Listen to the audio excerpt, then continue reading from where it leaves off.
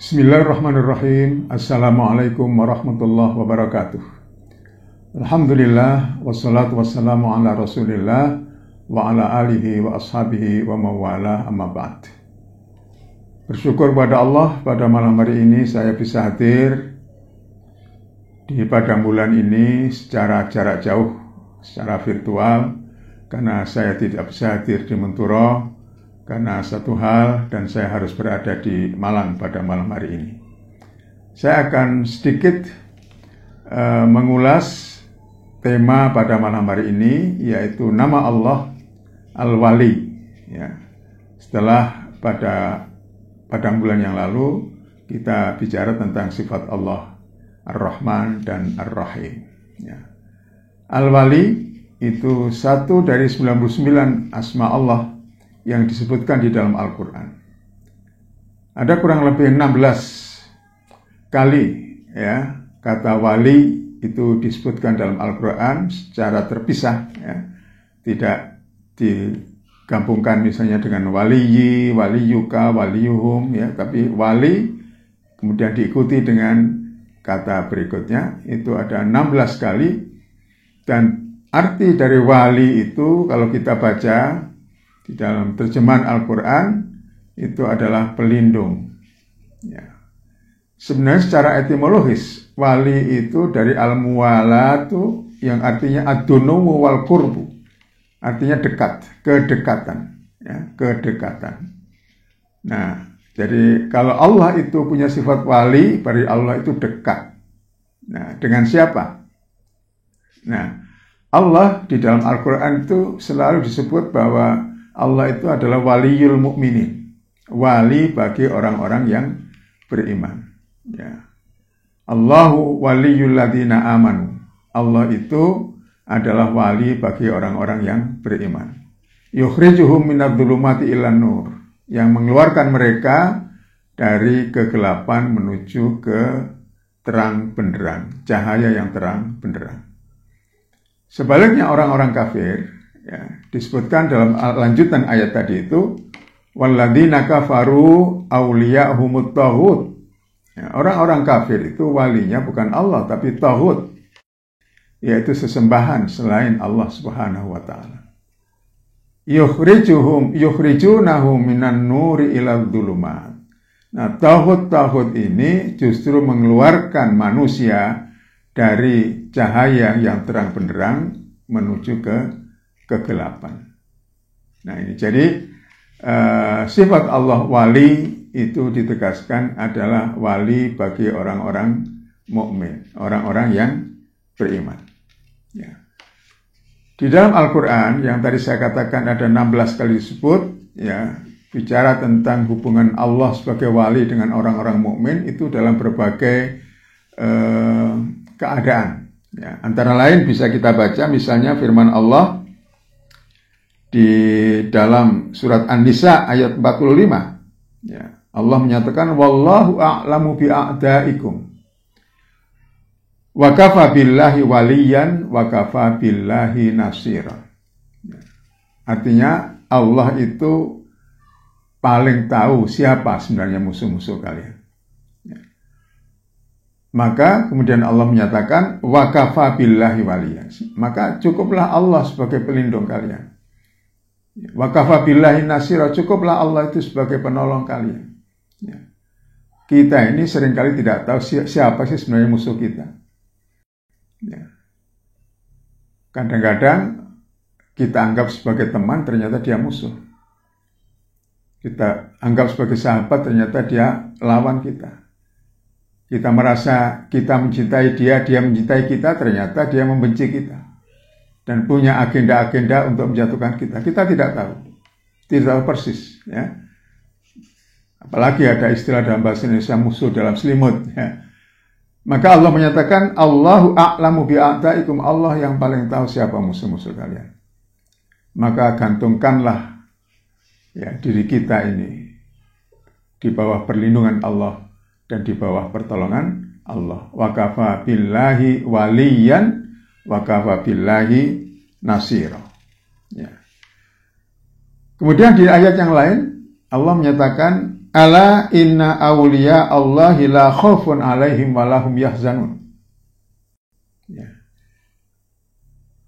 Orang-orang yang sudah dilindungi oleh Allah, ya, dan kemudian orang-orang itu sudah menjadikan Allah sebagai walinya, sehingga orang-orang seperti ini juga disebut sebagai waliullah. Ya, waliullah, walinya Allah. Jadi Allah itu menjadi wali bagi orang-orang mukmin, orang mukmin itu menjadikan Allah, atau orang-orang mukmin itu adalah juga sebagai wali Allah. Ya. Tapi ini berbeda. Kalau Allah sebagai walinya orang-orang mukmin, artinya Allah itu melindungi, menolong, membela orang mukmin. Sebaliknya kalau wali Allah, manusia sebagai waliullah, sebagai aulia Allah, di situ manusia bukan melindungi Allah, bukan menolong Allah, bukan membela Allah, tapi justru di situ para aulia Allah itu, wali-wali Allah itu adalah mereka yang taat kepada Allah, mereka yang sangat dekat kepada Allah, mereka yang sangat bertakwa kepada Allah, mereka yang menjalankan semua perintah-perintah Allah, ya, mereka itu disebut sebagai wali-wali Allah. Nah, orang-orang yang sudah disebut sebagai waliullah atau auliaullah ini dikatakan di dalam surat Yunus 62, la khaufun alaihim wa lahum yahzanun. Tidak lagi punya rasa takut dan tidak lagi punya rasa sedih. Ya, karena dia merasa bahwa Allah sebagai pelindungnya, Allah sebagai pembelanya, Allah sebagai penolongnya. Ya. Kemudian di surat Al-Jathiyah ayat 19, ya, Allah menyatakan wallahu waliyul muttaqin.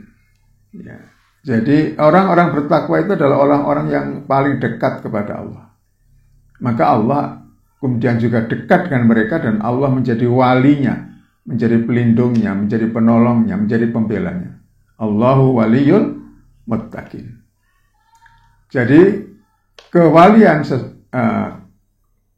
perlindungan dari Allah sebagai wali, juga pertolongan, juga pembelaan Allah dengan sifatnya, namanya sebagai wali bagi orang-orang mukmin itu, ya, hanya bisa diperoleh kalau orang-orang mukmin itu juga mendekatkan dirinya kepada Allah melalui berbagai macam ibadah, ya, melalui amal-amal saleh, ya, melalui ketaatan yang tanpa reserve kepada Allah Subhanahu wa taala. Ya. Dari sini maka bisa difahami bahwa sebenarnya untuk memperoleh, ya, perlindungan dari Allah, pertolongan dari Allah sebagai wali itu harus dicari. Itu bukan pemberian Allah. Ya, dikatakan di sini bahwa wilayatullahi ta'ala li ibadihi kasabiyah wa laisat wahbiyah. Jadi memperoleh kewalian itu adalah melalui proses memperoleh, bukan melalui proses diberi atau dihibahi oleh Allah. Ya. Jadi yaktasibual mu'min bil amali sholeh. Ya, jadi itu diperoleh dengan melalui amal-amal kebaikan. Allah berfirman dalam surat Al-An'am, wa huwa waliyuhum bima kanu ya'malun. Allah itu menjadi wali bagi mereka atas dasar apa yang mereka kerjakan, apa yang mereka lakukan. Ya. Fala tunalul wilayatu illa bil imani shadiqi wal ilmi rasikhi wal amalil mutawasil tsabiti wal ihtida' bihadyillahi ta'ala. Maka untuk memperoleh perlindungan dari Allah sebagai wali tadi itu harus didasari oleh iman yang sungguh-sungguh, pengetahuan, pengenalan terhadap Allah yang mendalam, juga amal baik, amal soleh yang mutawasil, yang berkesinambungan, ya, dan juga al-ihtidak bihadiyallah, yang selalu mohon petunjuk dari Allah Subhanahu wa taala. Ya. Jadi sekali lagi, hiya laisat hibatan, bukan merupakan hibah pemberian dari Allah, tapi itu harus diperjuangkan, harus dilakukan hal-hal untuk bisa memperoleh perlindungan dari Allah Subhanahu wa taala. Nah, ini satu hal yang harus kita pahami, bahwa supaya kita betul-betul memperoleh perlindungan, pertolongan, pembelaan dari Allah ya dengan sifatnya sebagai al-wali tadi, tentu kita harus menunjukkan komitmen kita yang kuat ya untuk selalu taat kepada Allah tanpa reserve. Apapun yang diperintahkan Allah itu kita lakukan ya, tanpa harus mempertanyakan pentingnya perintah itu. Kalau larangan Allah harus langsung kita tinggalkan tanpa mempertanyakan mengapa itu dilarang.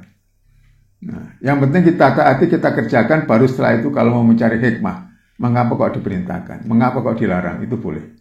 Tapi yang pertama dan yang utama sebagai orang beriman, supaya kita dapat perlindungan dari Allah, adalah kita taat kepada Allah tanpa reserve. Saya kira ini sedikit yang bisa saya sumbangkan untuk mukadimah dari pembahasan para jamaah sekalian malam ini mengenai nama Allah atau sifat Allah Al-Wali. Kurang lebihnya saya mohon maaf. Wallahul hadi ila sabil. Wassalamualaikum warahmatullahi wabarakatuh.